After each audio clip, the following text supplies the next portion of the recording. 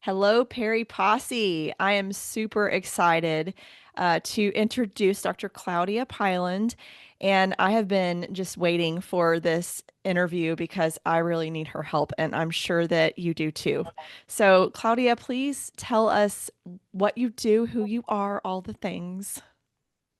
Thank you. Thank you for that beautiful introduction. I'm excited to be here. I'm Dr. Claudia Pyland.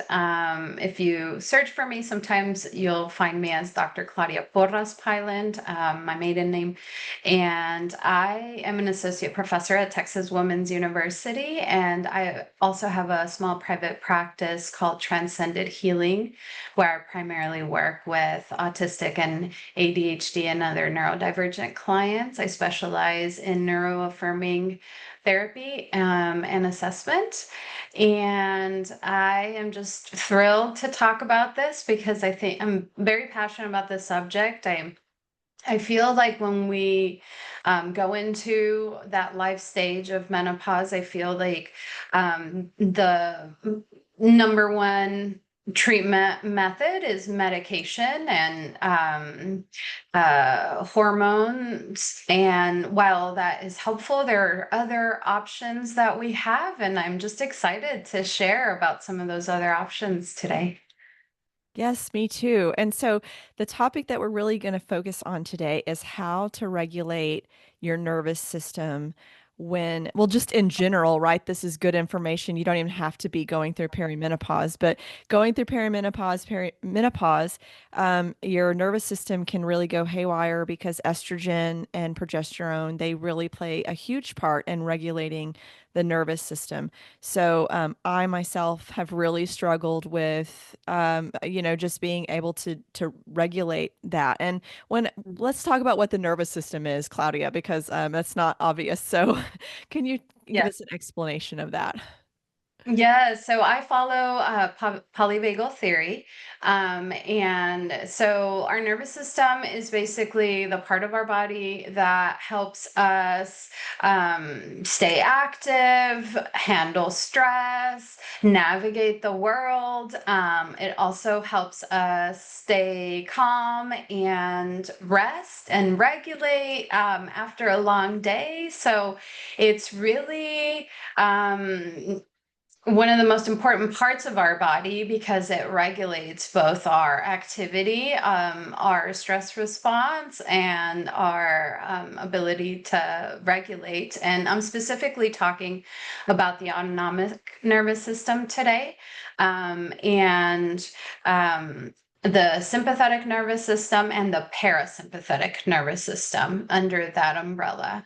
The sympathetic nervous system is the part of our nervous system that regulates our ability to handle like survival. So when we face a really stressful, traumatic, dire situation, our sympathetic nervous system can get activated. And so it can go into fight or flight. And so that mobilizes us to act, whether that means to fight or to run away from the threat.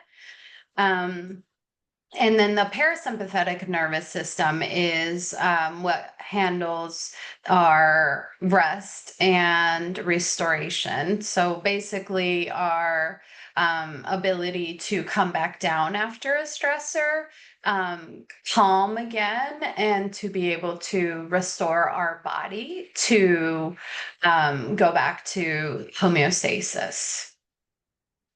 I hope that Okay, was clear. very clear. And also rest and digest too, right? Because Yes, digest. digest, that's been definitely a problem for me. So people having a lot of GI stuff going on with menopause, perimenopause, that's part of your nervous system. That's right. Yes, Yeah. that's right.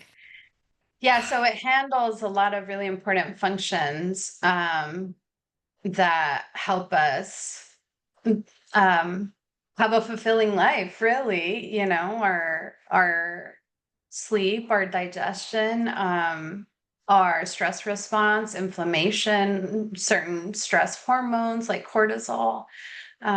So yeah. Yeah, yeah, and just kind of that sense that you're safe.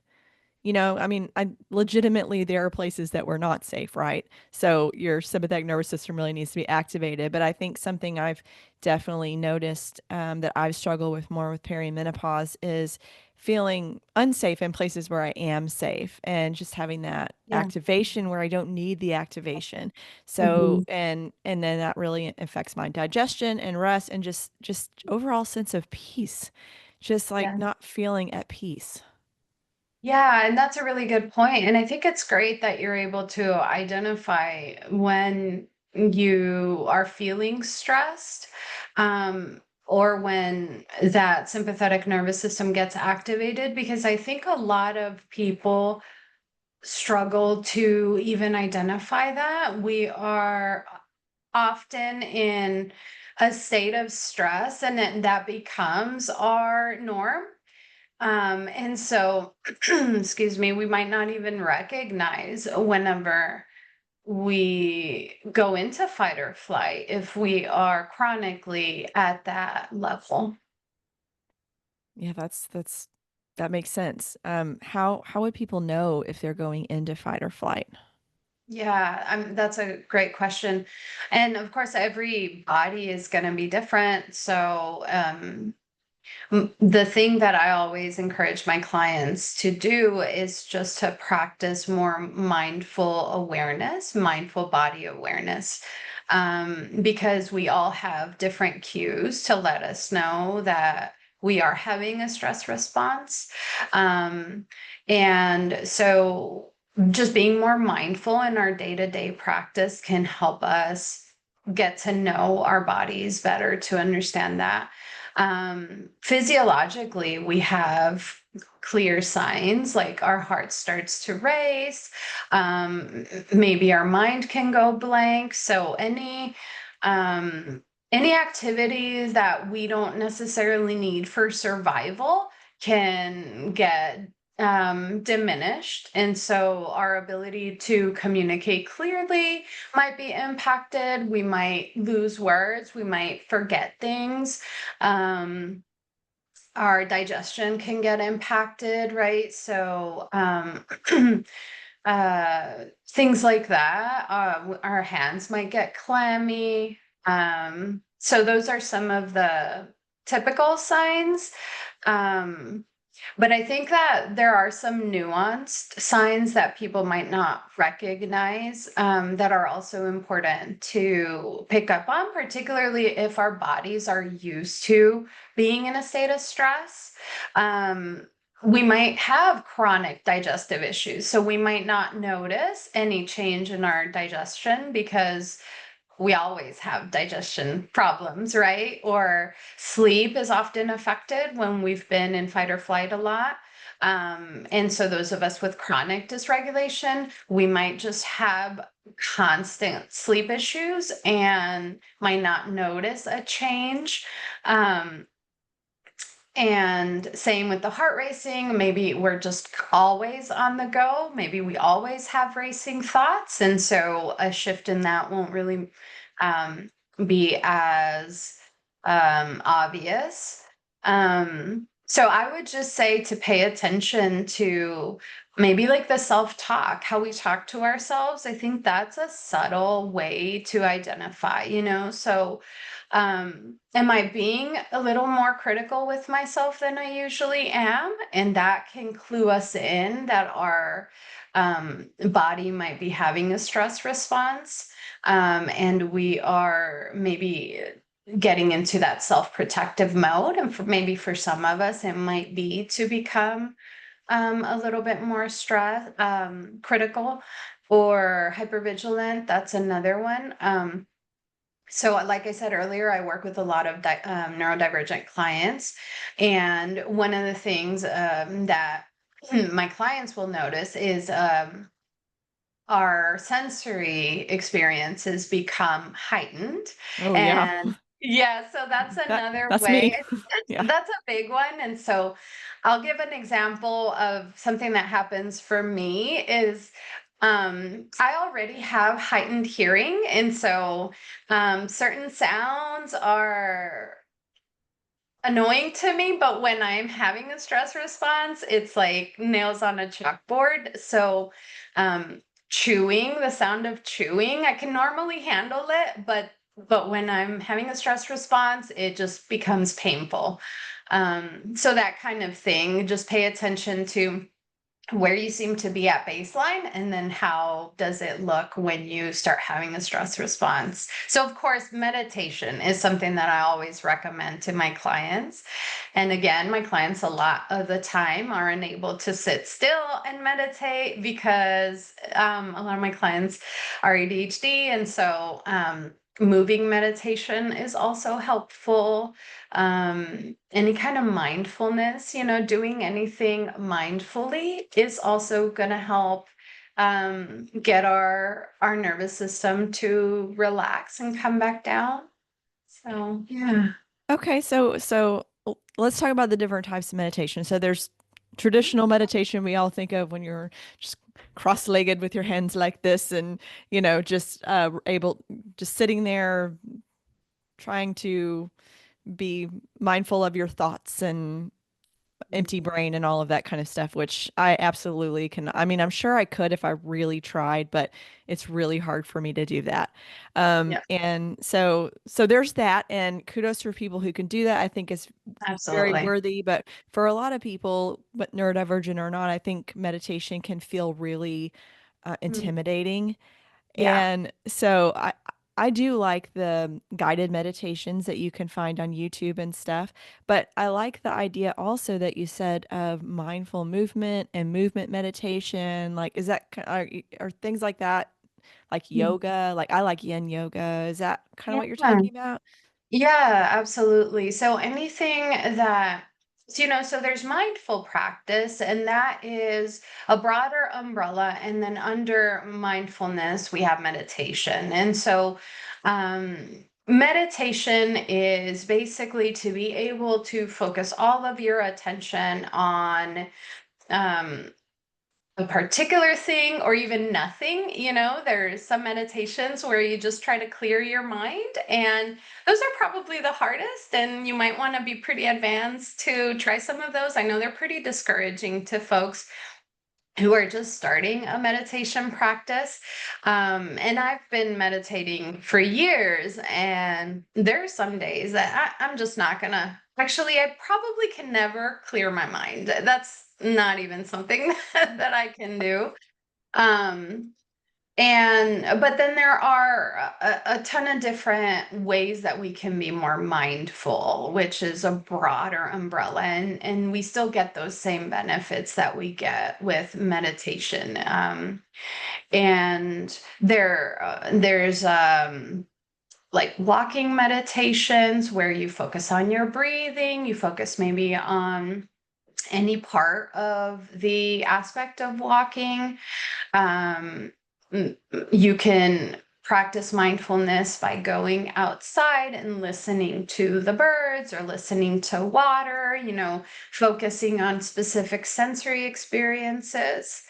Um, there are practices of like mindful eating, where you really just focus on the flavor of the food that you're eating, the textures, that kind of thing.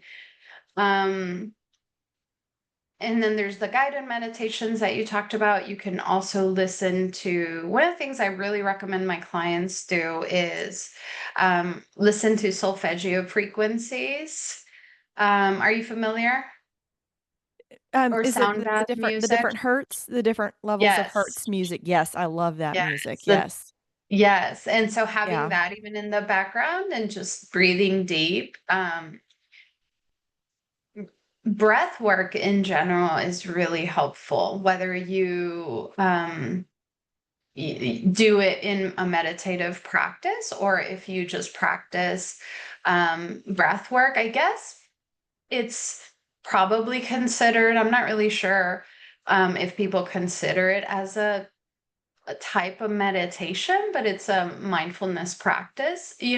Yeah, for It's kind sure. of in that broader umbrella that you would consider like yoga, for example. But breath work is amazing. I've actually had psychedelic experiences doing breath work. Um, What? hmm Really? Yes, What kind of yes. breath work were you doing? Because there's all different Uh, kinds of breath work, right? So yes, let's the talk breath about of that. fire. Both times Breath that of I had fire. a psychedelic, the breath of fire, I was doing the breath of fire. And um, so both times I was in a group setting. So there's also that piece. I think the Yeah. energy of being in a group, I don't know if that influenced it, but yeah, it's pretty incredible. Yeah, we have our brains naturally produce DMT, and you can activate DMT while you're doing breath work. I know that's a whole other topic, I think. I know that's But fascinating, but I'm like, okay, Tara, don't go into that right now. But it's the yeah, breath of maybe that's fire. another It's the breath of fire. So people, breath of fire. if you are interested in what she was saying, you can research that.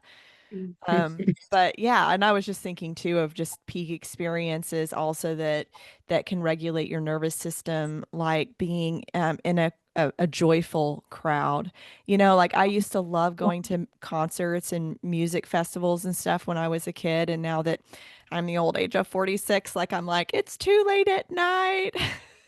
Yes, But I know a I'm bunch there of with people. you. Yeah, I know a lot of people who went to the Oasis show recently, the big Oasis concert, and people were reporting that they just felt overcome with joy because the energy of the group was just so joyful and happy. Mhm.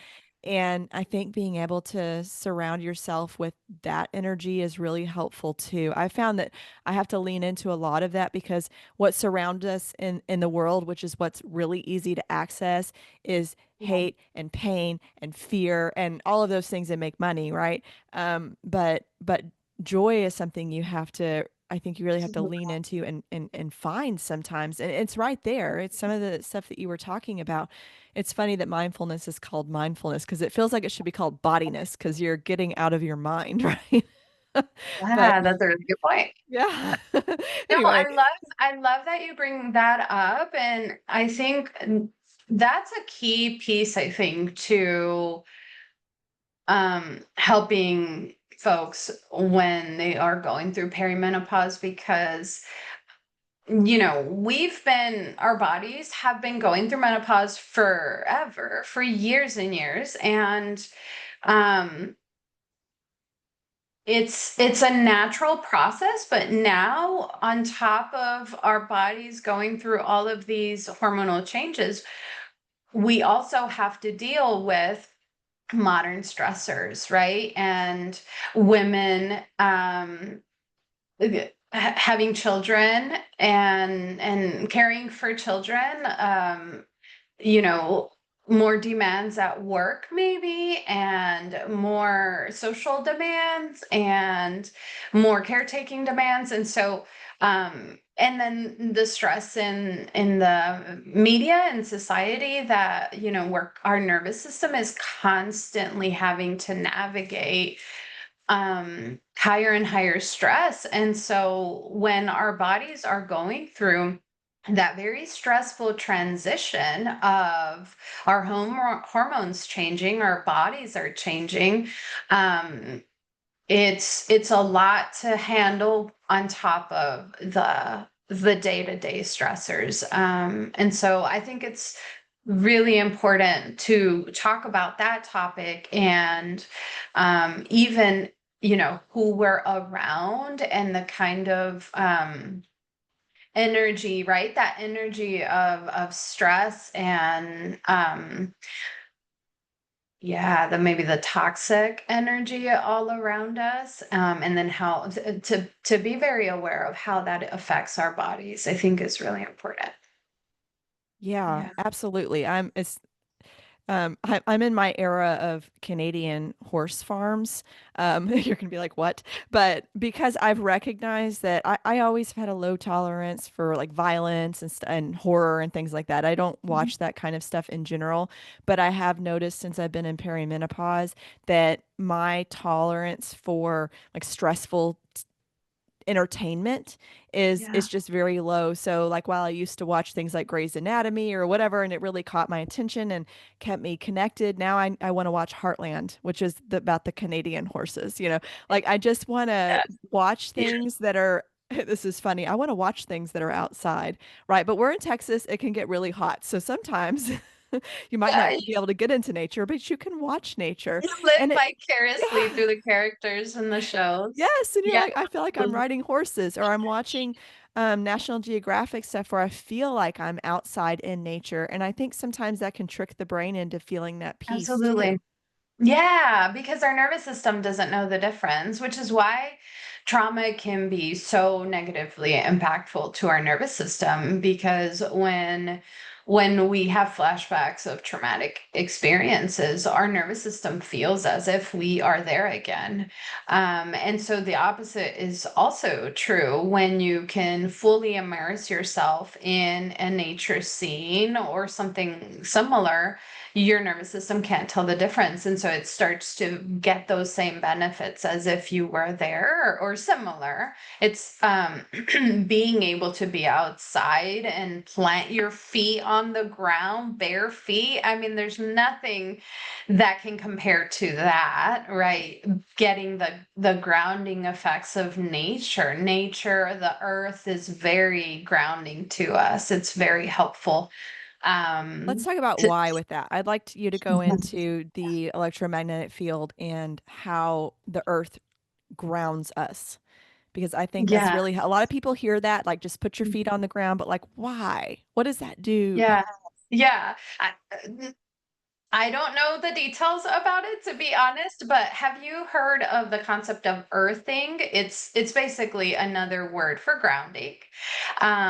But the man who developed that term earthing has done a lot of research on it. So he's a really good resource. And I can't think of his name at the moment, but maybe we can add it to the notes. Okay, earthing, Earthing, earthing. yeah. Okay. And so he's done a lot of research on the health benefits of getting grounded. And so it's basically like we're electricity, right? You probably know more about this, the science behind it than I do. But just like we need to ground our electrical Yeah. our Yeah. technology, right? We need to ground it. And when we don't ground it, it's not going to work as efficiently. Well, our bodies are the same way. We need a source to ground it regularly. And that's what the earth does. So Yes, maybe you absolutely. can tell me the science behind that. I just know it works. Yeah, well, I know a little bit. Not, I mean, so heart math tells us that our heart produces electrical energy. So when people talk about energy, we're not being woo-woo here. We're talking about Mhm. literal electrical energy and how that you feel that through your body and that impacts your nervous system, right? And so it's exactly what you said. The earth grounds electricity. So when you go and put your feet on the ground, then it grounds the electricity in your body. So if your heart is beating fast because your sympathetic nervous system is activated or anything like that, if you're in that stress energy, then it helps absorb that through the earth. So yeah, that's pretty much Makes it. Yeah. It's sense. and it Yeah. and it's so it's so simple, but it's a really complex thing, and that's kind of what nature is, right? Yeah, absolutely. Yeah, and I think that um there's also that intuitive piece of I know a lot of people who might not know the science behind this stuff, but they can feel the difference when they're outside in nature for a long time. Like when we're out at the beach, I mean you feel it, right? When you've been in the ocean, swimming in the ocean, your body just feels relaxed. And don't you have such a good night's sleep after you've been out in the ocean, or been Yes. sitting at the beach? So I recently went to Peru and we hiked the Inca Trail. So we got to stay up in the mountains for 4 days, for 3 nights. retreats and 4 days, and it Wow. was incredible to feel the energy of the mountains and just being in nature and yeah, sleeping on the ground, which by the way wasn't the funnest part of the trip, but I've never felt more grounded just for 4 days Right, straight true. being out in nature. It was incredible. Wow, I'm Mm. so glad you got to have that adventure. That's so cool. But again, so even if we can't go and do those things, being able to surround yourself with the sensory experience of it. So, for instance, I find water to be extremely therapeutic. So, I can't Yes. always go to the beach, but if I can access a pool, that does it for me too.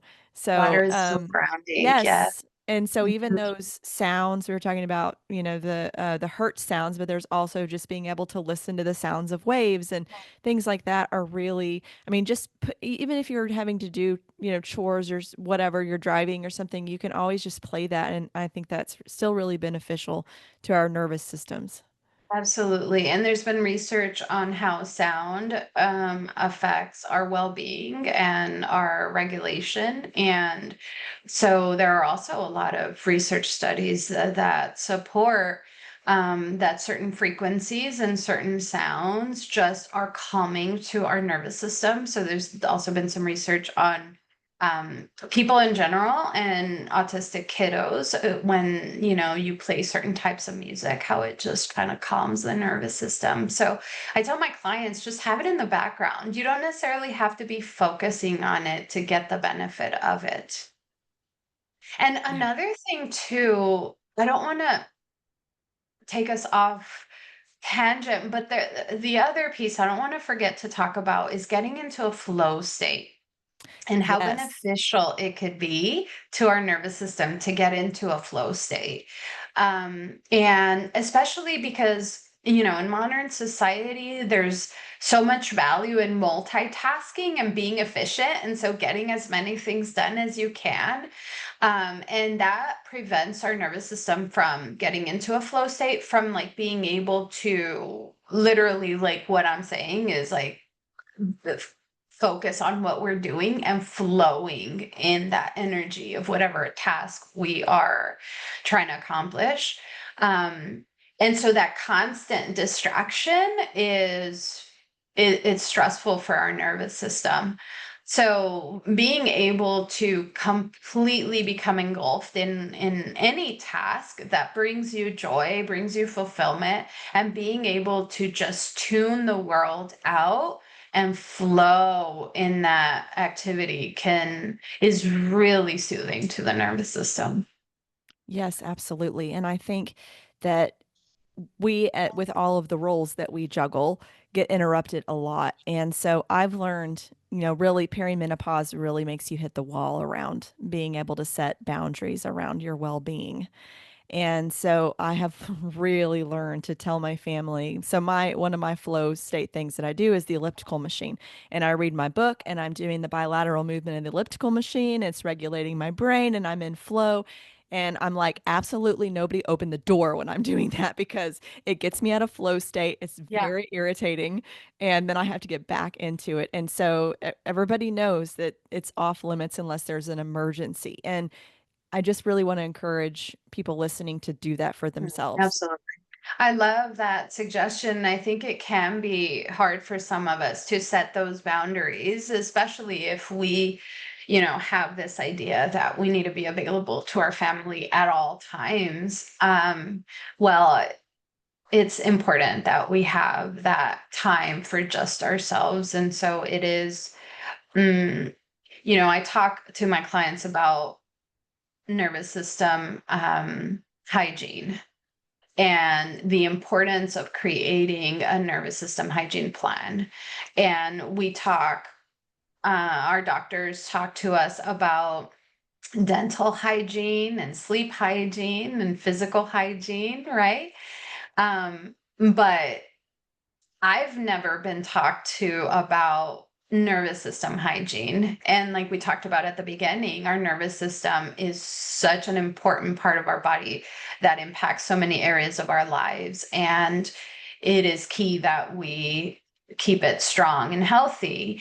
And having that ability to just be by ourselves and to get into those flow states is a very important piece of developing a nervous system hygiene plan. So I'm glad that you are modeling that to your daughter and to your clients. I think it's healthy and important.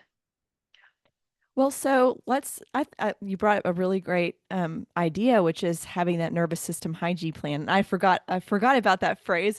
I used it for a while after I first heard it from you, and now I'm reminded of it. And I love that because, again, it's just that permission to have it, right? Because we need to have oral hygiene, like all of these things. But nervous system hygiene, we often we just push ourselves beyond our limits and just, at some point you're going to crack and then you'll get really sick and whatever. But do you not brush your teeth and just wait until they all fall out and you have to get new Exactly. ones? I mean, come on. Exactly. Right? Exactly. Yeah. It's preventative care, right? Yes, it And is preventative care. Yes. So that you can show up for all the other roles that I know we hold very dear to ourselves. But what about the role about showing up for yourself? And so maybe let's talk about an example plan, of what maybe what yours is or what you would suggest, like just an overall somebody do so that people can get an idea of what that might look like in a day, just a day of, you yes. know, nervous system hygiene combined with all the other stuff we all have to do. Yes, I love it.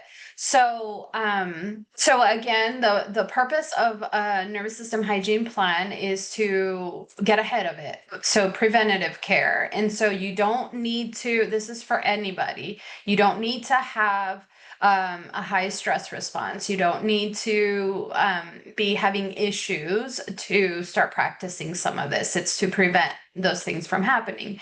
For me, being a hyper empath, I am really affected by other people's energies. And even though I love talking to people and I love hanging out with people, my plan always has to include alone time. And I have two small children. And a husband, and they all know that if mommy's been working all day and hasn't had any alone time, then I need at least 30 minutes to unwind after I get home from work just to kind of recenter. Breathing is also really important for me. So throughout the day, I'll just take deep breaths, and the exhale, when you extend the exhale, it really calms the nervous system. And so 4 breaths in, 6 breaths out is usually a practice that I follow just throughout the day. I also practice mindful awareness throughout the day. And so I've gotten really good at identifying my own stress response. And so if I notice that my heart starts beating faster or I start getting anxious, then I might take a breath and take a few breaths to try to regulate. Um, Sensory experiences are also a good um, activities to include in the plan. So I love listening to frequencies. So I might play that in the background when I'm writing. It's really helpful when I'm writing specifically because it helps my mind just get into that flow state. So I'll play that in the background. And then water. I love long showers or a bath, once or twice a month to just ground again. So those are some examples, but it can really vary. Being active is a really good way to keep our nervous system healthy and strong. So any like cardio activity, yoga is also helpful.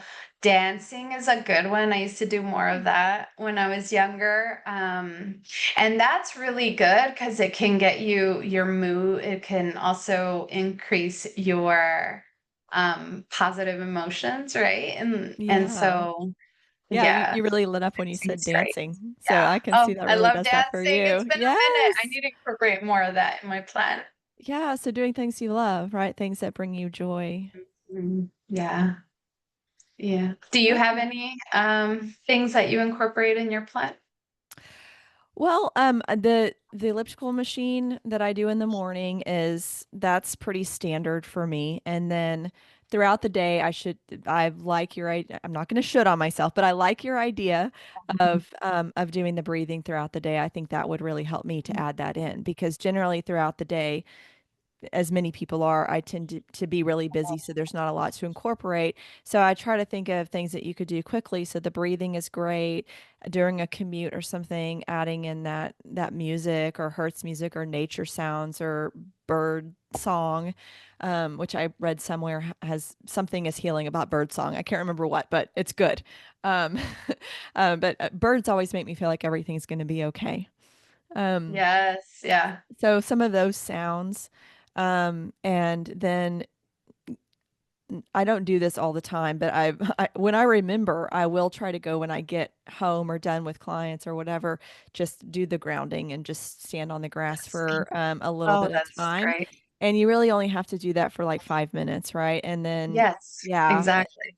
And then in Hmm. the evenings, I will say I don't do a lot of really mindful things in the evenings. It's more of relax and just get out of my head kind of escape And that's things. helpful. Like, Yeah, yeah, that's yeah, helpful too. yeah. So that's, Getting out of your head, especially if your yeah, mind is really active to yes, begin with, yes, right? It is yeah, nice to get out of your head.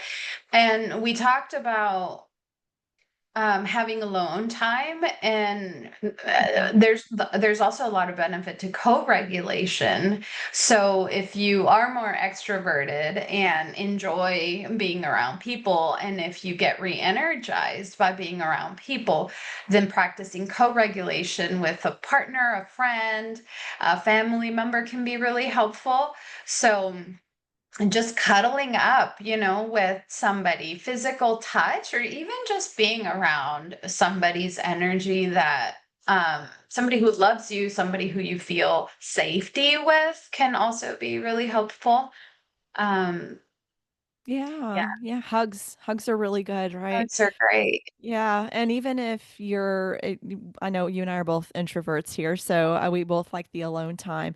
But even if you need a lot of alone time, you can still do that and co-regulate in a sense of being in the same space with somebody where you're both doing your own thing, or even doing your own Yeah. thing but still touching the other person. So I think you can work in co-regulating with your individual regulation as well. So yeah, that's a great point. I mean, cuddling is the best. Yes, I love it. And my son loves cuddles, and Mhm. I'm so grateful because he'll let me. He's 7. He still lets me hug him. Um and so that's really nice that I still have those Yeah. cuddles from him. My daughter, she's a little bit um she gets annoyed with me, just to say it frankly. She Yeah. It's like, no, mom, I don't want like, that. Mom, all right, that's enough. Well, and even if you live by yourself and you have a pet, that's also great. Yes, yeah, Even pets are even if great. it's a hamster. I mean, seriously, we have a Mhm. hamster. She's great. But I know you have a cat, I have a right? cat, Yeah. and furry animals are great because then you also have the sensory experience of like being able Yeah. to rub on their fur and feel the softness of their fur. So that's always nice. Weighted blankets can be very regulating, or really soft textures. Fidget toys can help us regulate any, if we have a lot of energy pent up inside, being able to release it through fidgets or movement can be really helpful. Yeah. Yeah. And my favorite that we haven't brought up yet, which we've done together before, which is the old walk and talk. So Yep. if having that connection with somebody else is a way to regulate, even for introverts. Because Claudia and I have done it before, so Yep. two introverts. But yeah, the walk and talk is really helpful, I think. And sometimes you can find people in the neighborhood that can do that and stuff. And I think we really need to see that we're safe in our communities as well. Yes, yeah. Yeah, it addresses multiple areas. Yeah, yeah. So like you were saying, there are alternatives to medications and hormone replacement therapy. Some things that you can do as they can complement those things, or they can be something that you can try as a frontline treatment for the nervous system dysregulation that is part of perimenopause. And also, again, people don't even have to be in perimenopause or menopause to benefit from all of these things because, like you said, it's nervous system hygiene. That's right. And we all need it, just like we all need to brush our teeth daily. Exactly. Um, yeah. Yeah. Well, thank you so much, Claudia, for all of the information that you've shared with us today. I mean, it's been really just really nice to get some more ideas of ways to regulate and just be inspired to make that a daily practice. Yeah. Well, thank you for having me. It's been fun, and hopefully the audience can pick up some of these strategies and come up with their own even. I mean, it's really about doing anything that makes us feel um safe, um regulated, centered, so if there's any activity that allows our bodies to feel that way, I encourage it. So the other thing, before we go, I did want to mention neurosculpting. Are you familiar with neurosculpting? I have recently just heard about it. And before okay, so neurosculpting and then one more thing, which is vagus nerve stimulation. I forgot to Yes, bring that up. So yes, I we'll was gonna cover bring that those up two real too. quick. Okay, good. Yes, yes. Yeah, so neurosculpting is a type of practice. It's like a brain exercise that helps us get both hemispheres, the right and the left hemisphere, to work together. And we can often have negative effects on our emotions, like anxiety or depression, if we get stuck kind of primarily utilizing one hemisphere. And yeah, so neurosculpting allows us to kind of practice flowing from one hemisphere to the other. And there is a good meditation practice that your listeners can look up. It's called Neurosculpting for Anxiety. And it's basically a meditation practice that folks can listen to.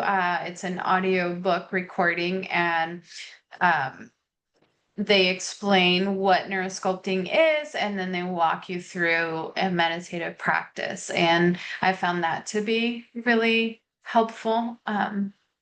It's, I think, really helpful for folks who struggle meditating, because it allows you to use your brain to think, which I think a lot of people assume that meditation practice is like clearing your mind. That's not always the case. With neurosculpting, you are intentionally focusing on using the left brain, which is like the analytical thought. So I think it's helpful as like a stepping stone into meditation if you need a more guided practice. Okay, that's great. If I can talk, neurosculpting for Mhm. anxiety, and like an Audible. You can get it on Audible or something like that. Yeah. Okay, cool. Yes, I actually, now that you said that, I actually bought that a while ago and I just haven't listened to it. So again, reminding me of a tool I already have that I There just you go. haven't used yet. That's the case, isn't it? I mean, we often Yeah. have all of these tools. We just need reminders. So Yep. for your listeners, this is your reminder. Yes. And so another tool that we have just in our body is our vagus nerve.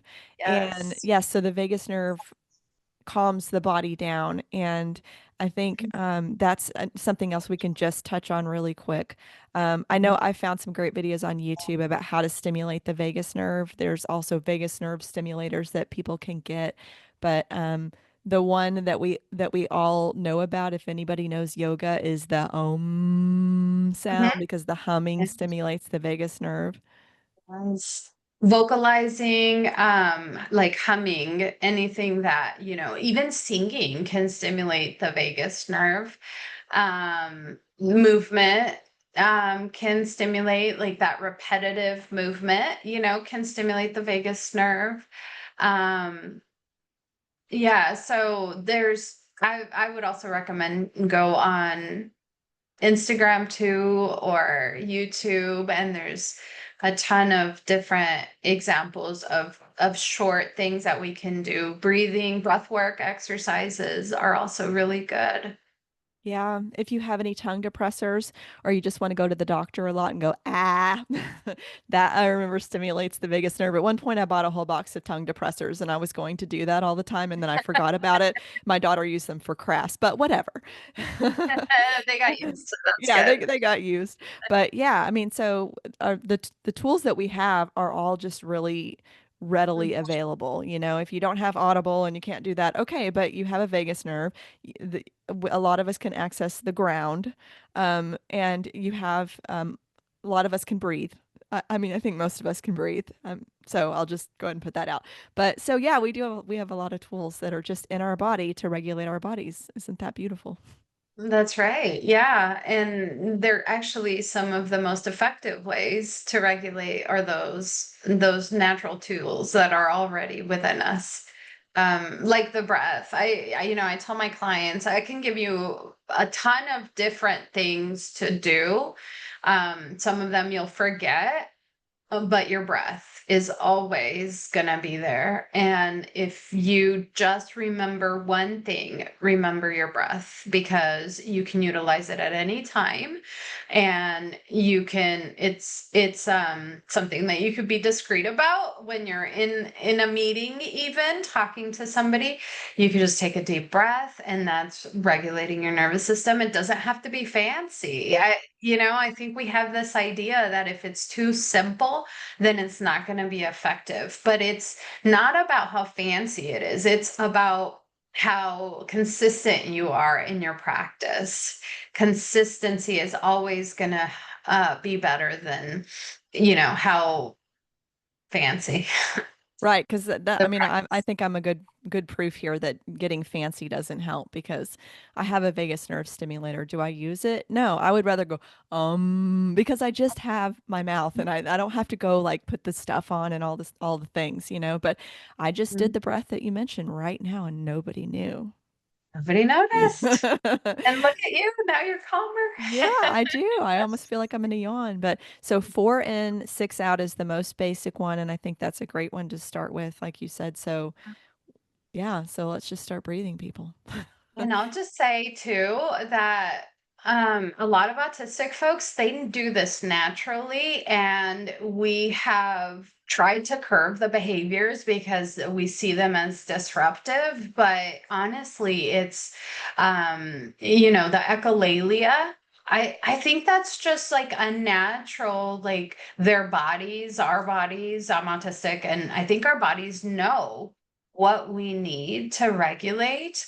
And I think probably anybody in our audience can probably reflect on things that they do, whether you're neurodivergent or not, that they've just always done. They've never really Mm-hmm. thought about it and Like, is probably regulating, right? right? Yeah. Yes, that's Like a these common little one. things that we do, like we might find ourselves humming just randomly and not really pay attention to that, or rocking is really, good to soothe our nervous system.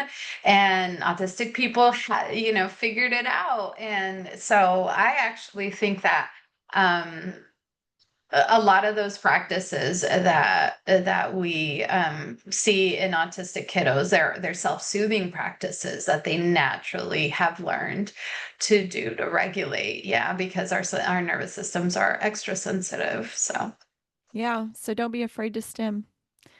don't be afraid of sim, listen to your body. That's like the moral, I think, of the story is Yeah. let's reconnect with our bodies because our bodies really do have the answers. And so it's just about getting those answers when we stop and pay attention.